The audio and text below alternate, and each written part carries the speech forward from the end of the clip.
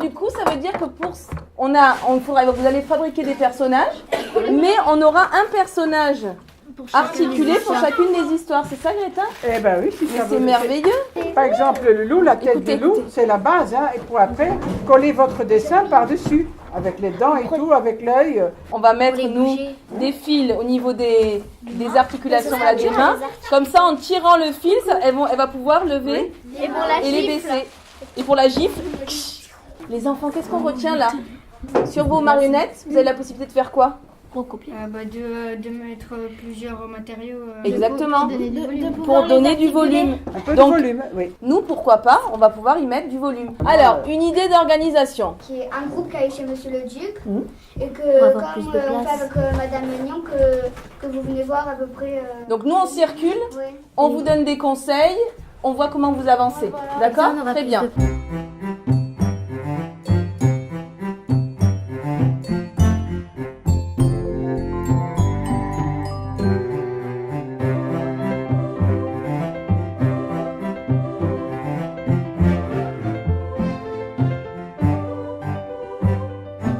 À la base, c'est un projet qu'on a créé de classe coopérative avec certains professeurs. C'est une classe dans laquelle on va développer vraiment la coopération entre élèves.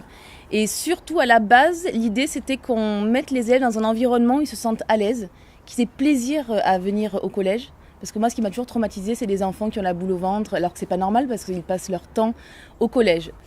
Donc déjà, en limitant la compétition, forcément, voilà, ça aide, hein, travailler les uns avec les autres. Et en développant donc des conseils d'élèves et on lance des projets. Et donc pendant le conseil coopératif notamment, il y a un moment où ils peuvent se faire des critiques. Alors les critiques, on explique bien évidemment qu'il y a une manière de critiquer et de dire ce qui va pas. Puis après, ils arrivent à faire des messages clairs. Donc à être capable de dire à un camarade, écoute, quand tu fais ça, donc on travaille aussi sur l'empathie. C'est des choses qui se font beaucoup en Finlande et qui marchent très bien. Il y a très peu de violence dans les écoles en Finlande parce qu'ils ont des cours d'empathie. L'idée du message clair, c'est de dire, écoute, quand tu fais ça, quand tu me parles comme ça, quand tu me dis ça, voilà ce que je ressens moi, ça me fait de la peine. Les problèmes de harcèlement, ça se règle très facilement. La médiation par les pairs, c'est des choses qui sont dans l'air du temps. Voilà pour les problèmes un peu de comportement, parce qu'on en a. Hein. Je suis dans un collège assez difficile, où zone sensible, donc des problèmes de violence et tout, il peut y en avoir, mais de cette manière-là, les problèmes sont réglés facilement et doucement. Dans la classe coopérative, on essaie de faire en sorte que chaque élève soit expert dans quelque chose. Alors pour certains, ça va être expert en orthographe, d'autres, ça va être expert en... Des fois, c'est expert en gestion de conflits. Donc chaque enfant a une expertise et ça devient l'élève ressource pour les autres. Oui, parce que c'est intéressant que tu dises que ça se passe dans un collège en zone sensible, parce que c'est vrai qu'on a souvent une image un peu délétère de ce genre d'établissement. Ce collège-là, d'après ce que je sais, il y a quand même une certaine mixité sociale et les choses peuvent se passer finalement très bien. Il y a une très grande mixité sociale même, puisqu'on a des enfants des collines très riches, vraiment. Et le collège est dans une cité. Moi, je pense que c'est vraiment une chance d'être dans un collège avec une grande mixité sociale. Regardez votre loup. Donc ça veut dire que le mouton, il faut qu'il soit un tout petit peu plus grand quand même. Ah bon? Maëva, c'est quoi ta mission à toi? Le mouton noir. On fait le livre L'agneau qui ne voulait pas être un mouton et qui les dévore tous. Et après il y a l'agneau. Il dit on peut plus continuer comme ça, il faut un peu se défendre. Et du coup il lui tend un piège et après le loup il tombe dans la falaise. Donc les décors, vous les laissez tomber pour l'instant. Là, vous vous attaquez à vos marionnettes. Sachant que vous, votre marionnette, il y en a combien? 3. Moi, je suis leur professeure de mathématiques et donc on travaille avec Elsa sur d'autres projets, sur le projet de la classe coopérative. Mais ce projet-là, je ne le connaissais pas et je suis venue le découvrir aujourd'hui et voir éventuellement ce qu'on pourrait y rattacher en mathématiques. En fait, on le fait déjà le lundi après-midi, on travaille avec du TI, ça s'appelle, donc on est déjà en projet transversal, mais pas sur du théâtre. C'est tout neuf pour moi, je découvre et je suis ravie de travailler avec cette classe-là qui est très, très chouette, très demandeuse, qui participe à tout ce qu'on leur propose. Alors en fait, moi j'aime bien dessiner et j'ai bien aimé ce projet quand on me l'a dit. Je me suis de suite lancée, j'ai commencé à dessiner les personnages et comme j'adore le dessin, je m'y suis mise de suite. Tous les vendredis, en fait, où on parle de les problèmes de la classe, on fait des projets. Regarde le corps. Il faut qu'il s'arrête là. Oui. Donc tu vas le redessiner C'est très beau. Hein. Donc on a aussi créé, alors pas créé parce on s'est inspiré de ce qui se fait au CLEF, au Collège et Lycée Expérimental Freinet à La Ciotat. Les enfants, lundi après-midi, 2 heures de travail individualisé. Donc nous sommes 3 professeurs maths, français, anglais. Et on a les élèves en petits groupes sur 2 heures. Donc on est tuteur de 8 gamins à peu près. Et eux décident, sous forme de plan de travail, de ce qu'ils vont travailler. Ça marche, c'est merveilleux. Et en fait, pendant 2 heures, ils travaillent tous. On dirait une petite ruche, voilà. Quand je t'entends parler comme ça, je me dis que ça doit être un sacré chantier de porter ce projet-là. Comment c'est venu ? Ça se fait étape par étape. On essaye d'abord. Déjà, il faut un changement de posture du professeur. On ne va plus être le professeur magistral. Voilà. On se décentre un peu. C'est arrivé, moi, qu'il y a eu 1 heure qui se passe mal. Et à la fin, je dis, bon, c'était vraiment nul aujourd'hui. donc, les enfants, d'eux-mêmes, ils disent, ouais, madame, ça, le texte était beaucoup trop difficile. Ou alors, cette activité, on s'est ennuyé. Le fait d'être en métacognition, comme ça, en réflexion, ça apporte aussi quelque chose. Moi, j'ai l'impression que depuis que je suis dans ce projet, je suis devenue une partenaire d'apprentissage. Un élément très important dans la classe coopérative, c'est qu'on implique énormément les parents. On fait revenir les parents dans l'école, mais pas pour leur donner les bulletins. On les fait venir dans un contexte où on ne parle pas du scolaire, mais les enfants présentent des productions, des réussites. Et c'est eux qui animent la soirée. Donc un bon travail l'oral aussi, parce qu'il y a tout un exercice de présentation, de prendre la parole, de ne pas être timide en fait. J'imagine que c'est quelque chose d'un peu plus global au niveau de l'éducation nationale, de réinterroger un peu comme ça les pratiques. On s'est rendu compte, avec les neurosciences aussi, parce que ça il faut tenir compte aussi des évolutions de la science, que les phénomènes d'apprentissage sont énormément corrélés à l'état d'esprit. Pendant longtemps, on a dit il y avait l'émotionnel et puis il y avait l'enseignement, mais c'est pas vrai, c'est-à-dire que c'est complètement interdépendant. On s'est rendu compte que les enfants apprennent mieux quand il y a une émotion qui est liée à l'apprentissage.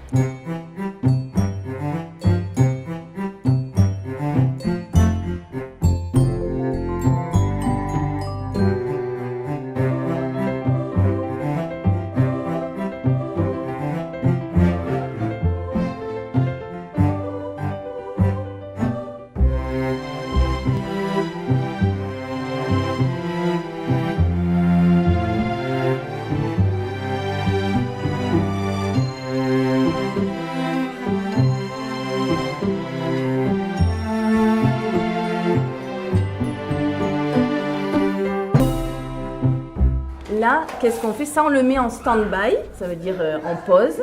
C'est si jamais il y a quelqu'un qui est inactif, d'accord ? Qui n'a pas d'occupation. Là, pour l'instant, votre mission, c'est... Regardez, vous avez donc... Greta, vous a fabriqué quoi ? Vous a fabriqué le despote. Il est là. D'accord ? Il va falloir l'habiller. Il va falloir dessiner son visage. Voilà, mais ça, c'est pas mal, ça, déjà, ce que vous aviez fait, regarde. Ça, c'est Marie. Vous, c'est africain, hein. C'est un conte du Sénégal. Des tuniques un peu longues. Donc là, Greta, elle a fait des jambes pour articuler, mais rien ne nous empêche de faire une sorte de tunique un petit peu. Ensuite, vous devez fabriquer quoi comme marionnette ? Il y a la mère, la villageoise. Donc là, vous avez beaucoup de travail.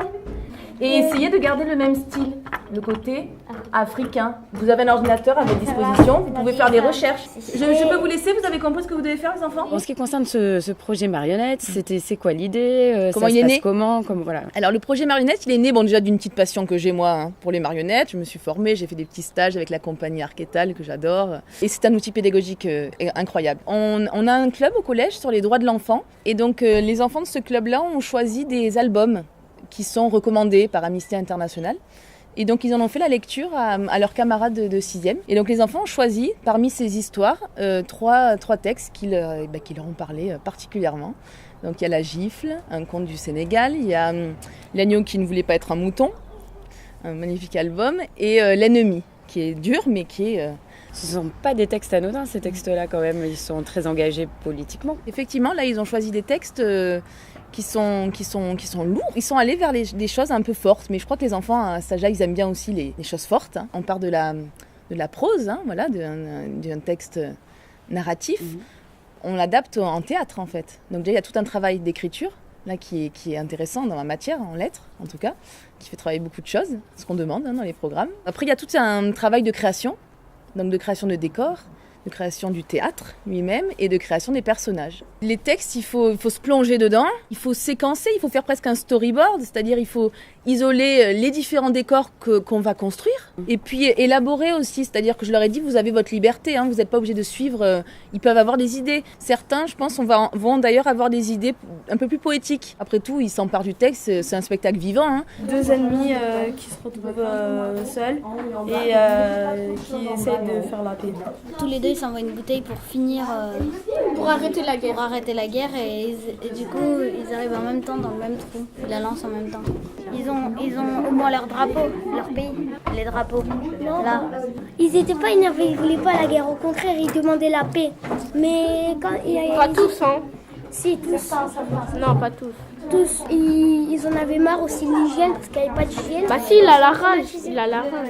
La gifle, c'est dans un petit pays, il y aura un despote qui va s'installer et puis il voudra que tout le monde l'écoute. Donc ça c'est facile, il coupe la tête à ceux qui l'écoutent pas. Et pour que les gens soient bêtes et pour qu'ils l'écoutent bien, il va interdire l'école. Et puis ce qui va se passer, c'est que les mères quand même, elles vont le soir dans les maisons, elles vont lire des petites histoires. Pour leurs enfants. Et alors, il va le savoir par un de ses espions. Il va dire que les femmes, on voit que les yeux. Il va faire des voiles. Il y a une grand-mère.